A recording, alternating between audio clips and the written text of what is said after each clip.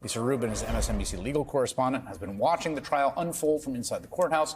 Catherine Christian spent over 30 years as a prosecutor in that office, Manhattan District Attorney's Office, and they join me now. Great to have you here. Can we start with the moment that with the juror? Yes. And the Trump saying something in the words of Judge Merchan, 12 feet of the juror and the response. Just take me through that.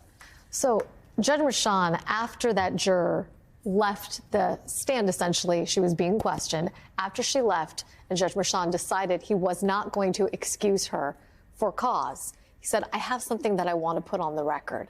And that's when he said, Mr. Blanche, your client, while this prospective juror was sitting no more than 12 feet away from him, was audibly saying something and looking in her direction. I couldn't quite make out what it was. This is Merchan saying this.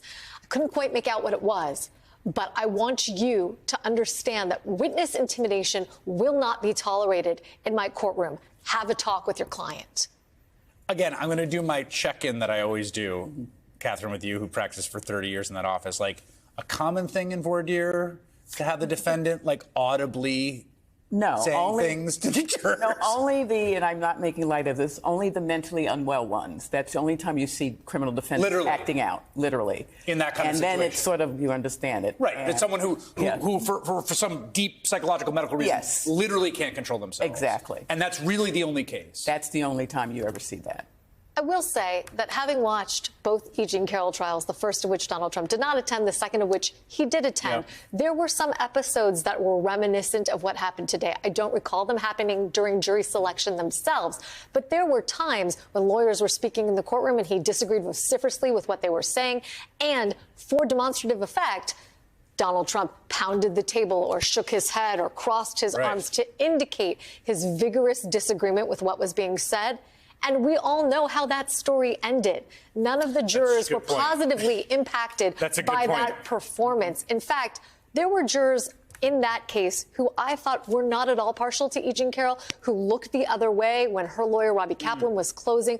I really thought that something might happen that we weren't expecting, and yet, unanimously, they found for her. So that's a long way of saying you can't always read into prospective jurors or jurors' behavior just based on what a defendant does in the courtroom.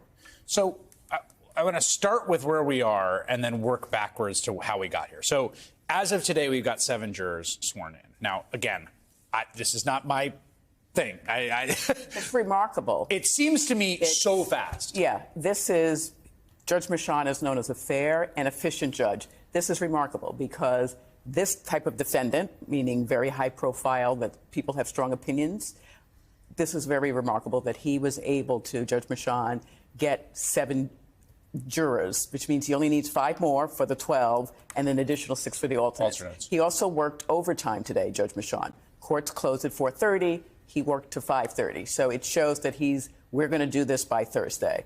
And he probably will, unless something happens and, things happen. But I think there will be a complete jury by the end of the day on Thursday. Now, just to benchmark this, we had a former New York judge sitting in that chair, Judge Kiesel, on Thursday, I believe. And she was looking at this saying, like, I don't know, man, this could be a few weeks. And you know what? She's a friend of mine. Yeah. There's only one other judge in that courthouse who would get a jury as fast as this judge. Judge Pickles, hello. So he has done a remarkable job, Judge Merchan. Okay, so the process today, so we already got the 50 who said, I can't. Correct. Who are we? It's Donald Trump, forget it.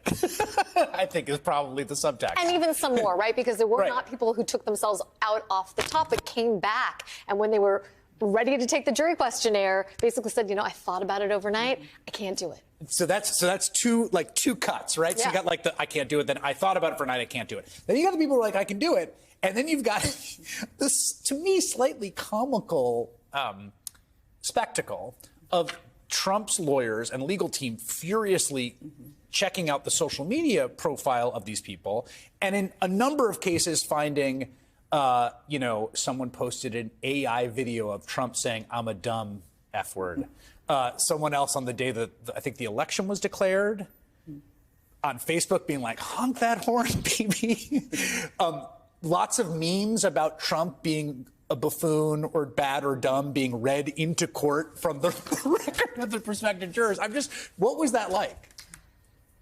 It was fascinating because on some level, some of them you could see really were legitimately struck for cause. So I'll give you an example. There was someone who, relevant to the events at issue here, had posted something on Facebook saying, get him out and lock him up. Oh, yeah. Okay? That person can't stay. I think we are all agreed. Like, Correct. nope, can't be on the jury. Okay, and the person with the AI video was the other person to go.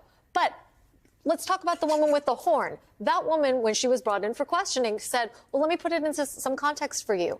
I took that video watching what was happening in my neighborhood because election night felt historic to me, and it was also evocative of the nightly 7 o'clock cheer that we did in New York for emergency workers and healthcare workers during that period of time in 2020. And I wanted to remember it. Document it. Yeah. Correct. And she said, I documented it. You know, sitting here today, do I believe that I can be fair? Unequivocally, yes. And Rashawn said, look, I have the power under our case law to take her at her word, and I'm going to. She was struck with a peremptory challenge, but not for cause. Right. Peremptory means, again, just to remind you, they each get 10? 10.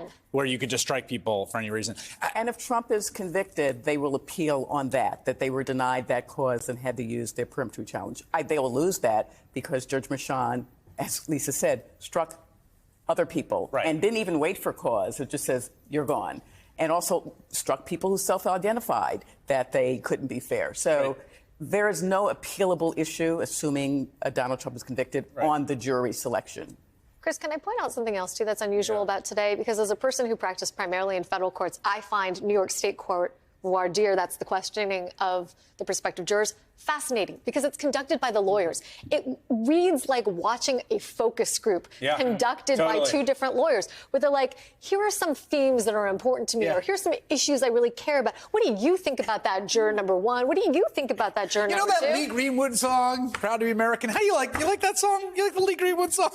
But for Todd Blanche, it was an opportunity to connect with them and to try and get from them, what is your opinion of Donald Trump when they didn't want to give it? And to have to be friendly? Very interesting. Lisa Rubin, Catherine Christian, great to have you. We'll have you back again soon. Hey everyone, MSNBC has a new and improved app. You'll get real-time alerts and analysis, live blogs, in-depth essays, video highlights, and the best 2024 election coverage. Download the new MSNBC app. Here's how to do it. You tap on the App Store on your phone. You hit search on the bottom right corner. You type in MSNBC. You click on the MSNBC app. You click on Get or the cloud icon and enjoy it.